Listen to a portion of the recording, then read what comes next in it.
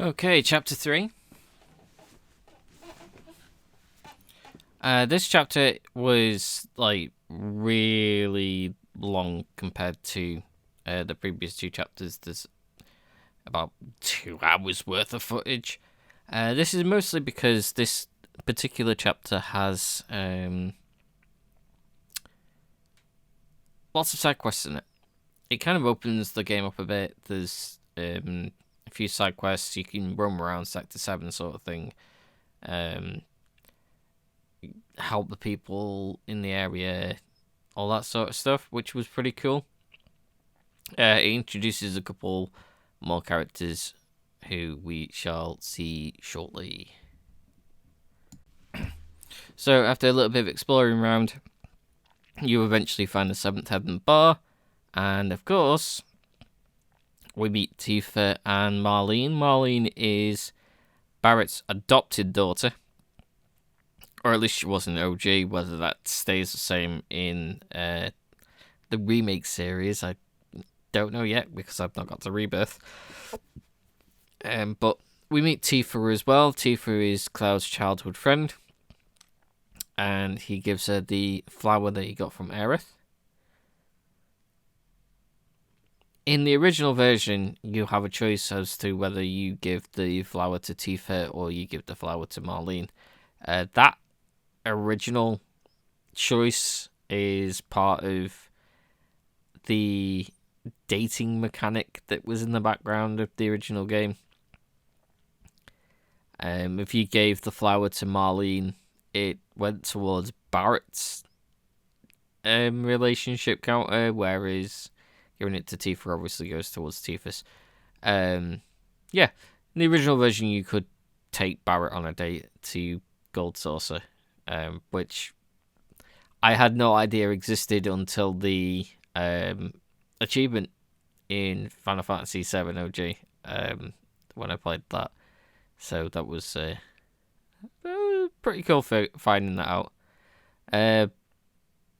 We see a bit more character development for Barrett here, showing that he's like a loving father, very overprotective of Marlene. You don't actually find out in Remake that she's only his adopted daughter, but I assume that's probably something that's dug a little deeper into with Rebirth. So yeah, it's just basically this whole section is just like Cloud and Tifa talking like old times sort of stuff.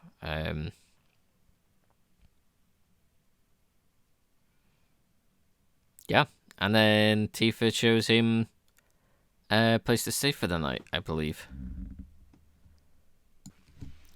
So after showing Cloud to his room whilst he's staying in Sector 7, during the night he hears banging from next door, so he goes and takes a look to see who it is. Obviously he sees Sephiroth. He gets attacked by Sephiroth. It actually turns out that it's one of the living numbers, I think they were called in the original game. Might be misremembering that. But basically there's a bunch of experiments that were all Sephiroth clones that Hojo makes, and this is one of them. They pop up during the game a couple of times. This is the first time that we meet one of them. This one's called Marco. Marco was originally in Sector 5? Yeah, Sector 5. Originally, Marco was in Sector 5 as a guy that was ill, living in like it was like a subway tube or something like that. Either way, events happen during the night. Cloud goes to sleep, wakes up the next day, as you do, and then we'll go and ask Tifa for money and stuff. This will start off doing some odd jobs for Tifa, and then the whole side quest section as well, cementing Cloud as a mercenary. I'm going to quickly go over the side quests. I won't dwell on them too much because they take forever. Okay, so we're now introduced to our side quests by Weimer.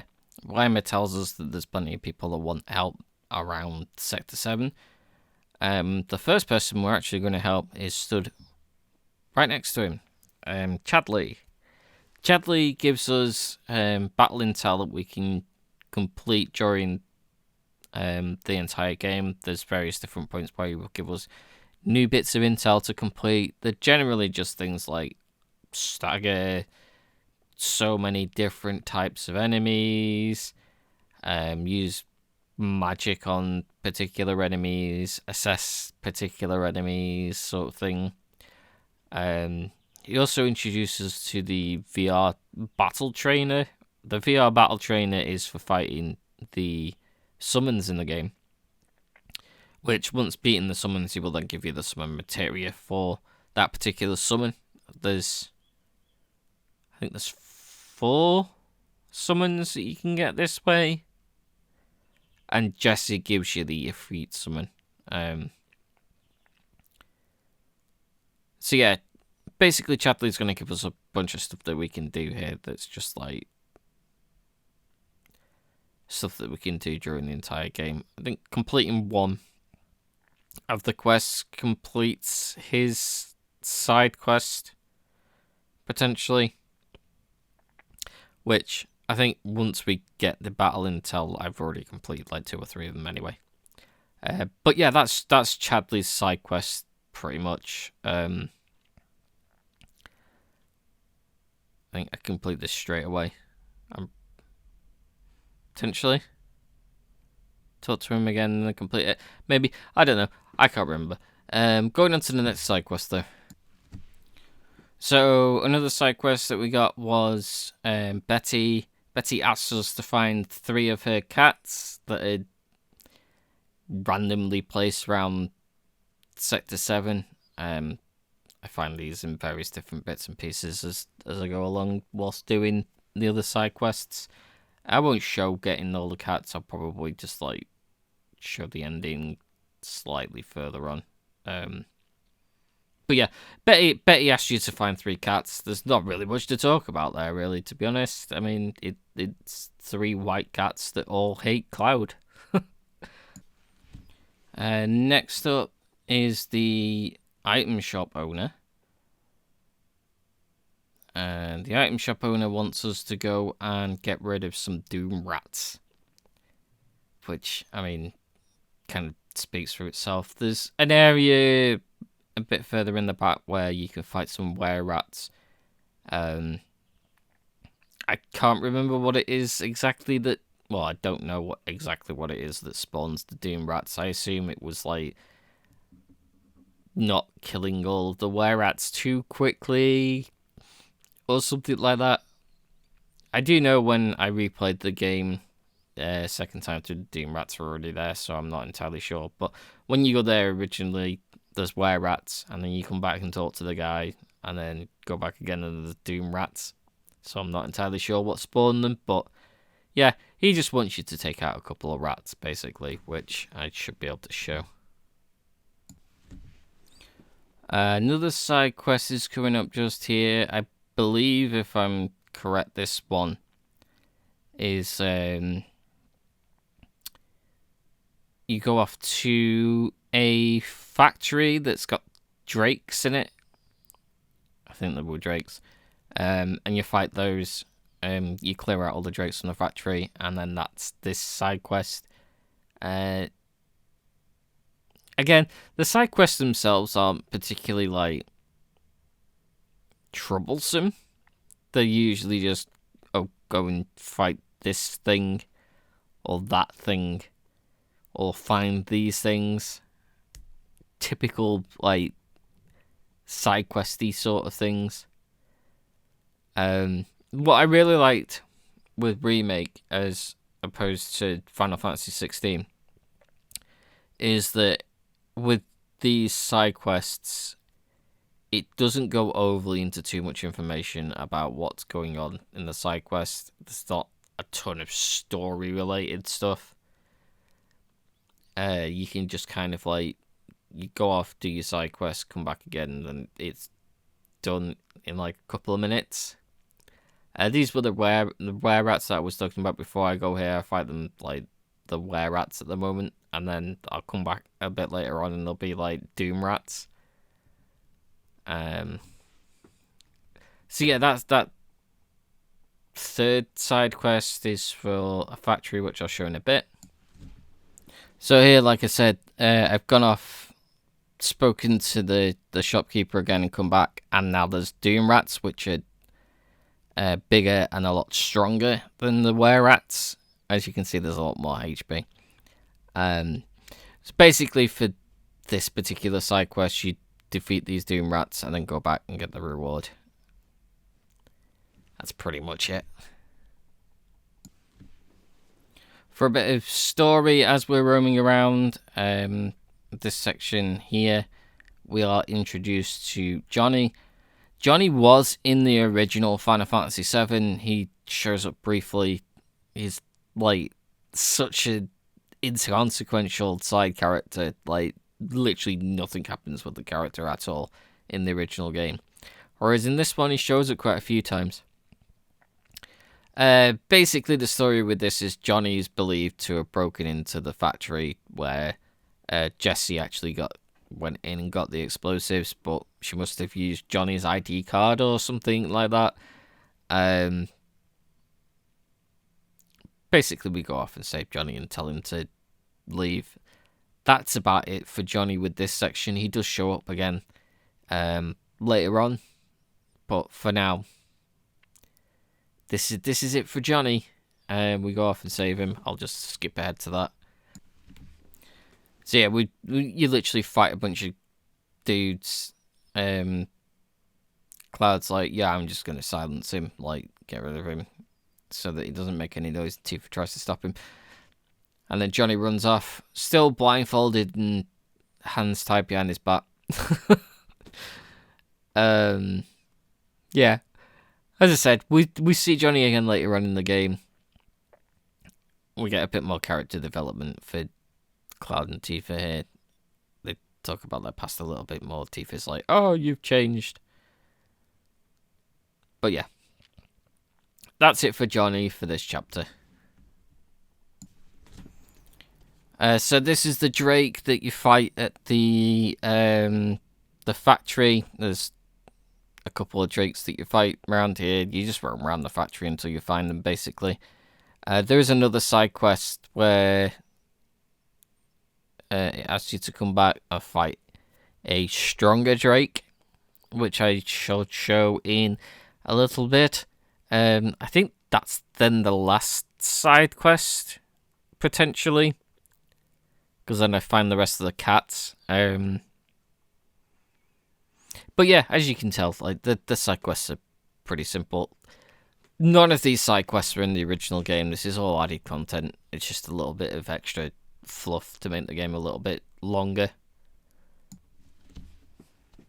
Completely forgot that this was a side quest as well.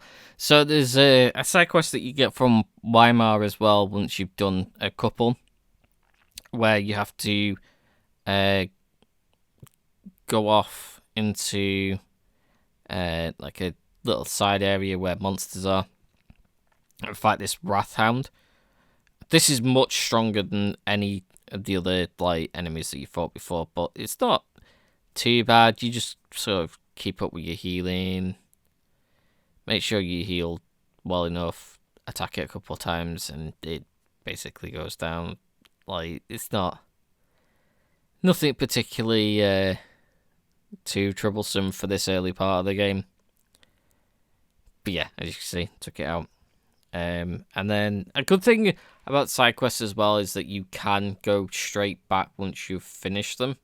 It will take you straight back to the person that gave you the side quest. Obviously, in quite a few RPGs where you do side quests, you've got to walk all the way back to the person that you got it from eventually to get your reward. And well, yeah, it's quite cool as well the way that the animations for like cure and potions and stuff are done like outside of battle, rather than it being just like a noise that you hear in like the menu screen. You can actually like see the animation for curing stuff, which is pretty neat. So yeah, this is just me handed in the side quest to Weimar after we've finished.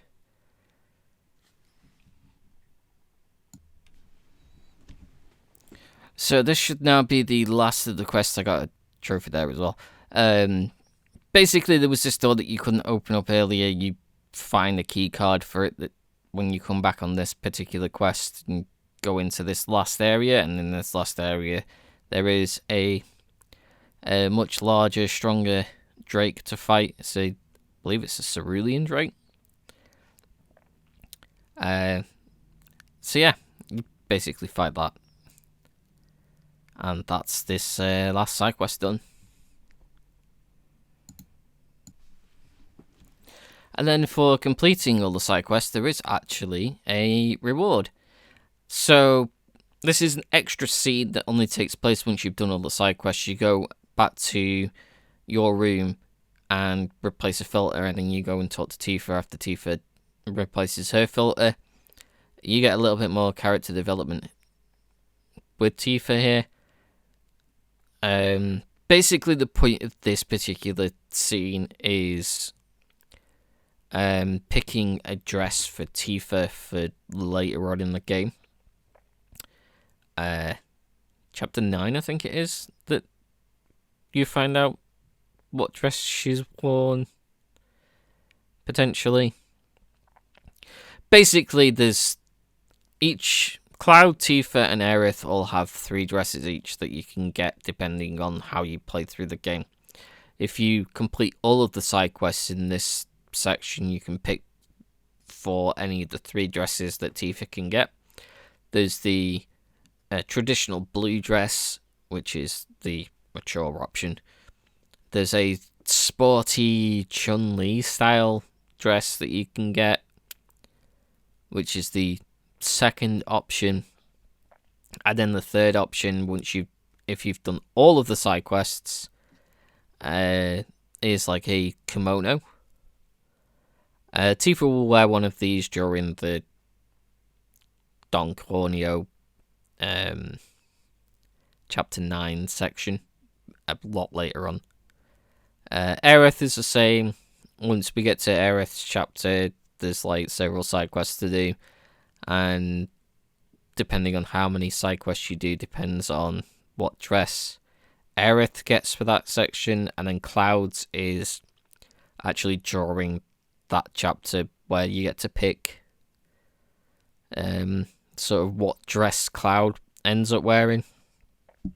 So here's the choices: something mature, something sporty, something exotic.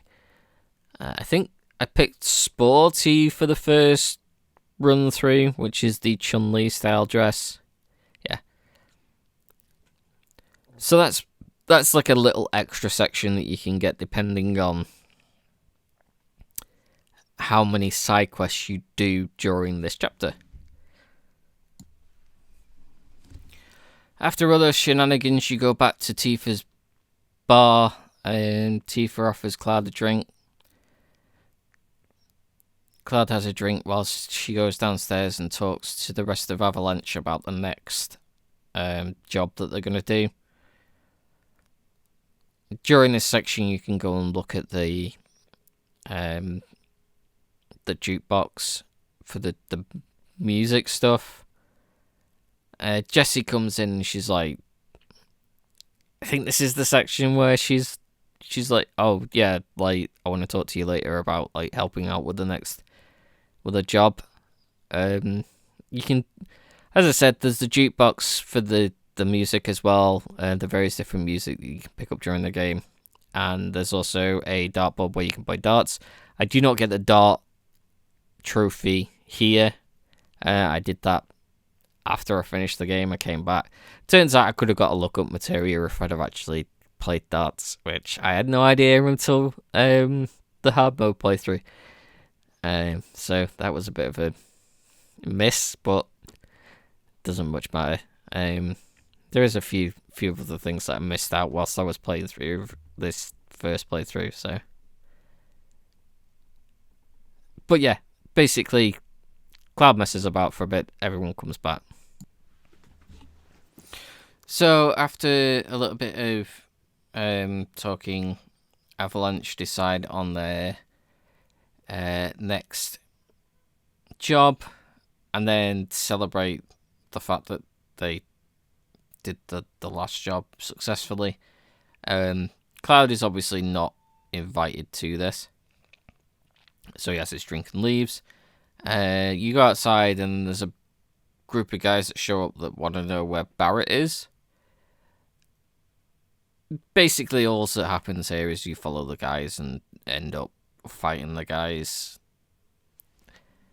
There's not really much to talk about here. They want to get to Barrett. Cloud basically says no. They've been hired by Shinra. After the fight, Cloud goes back to his room and finds Jesse there waiting for him.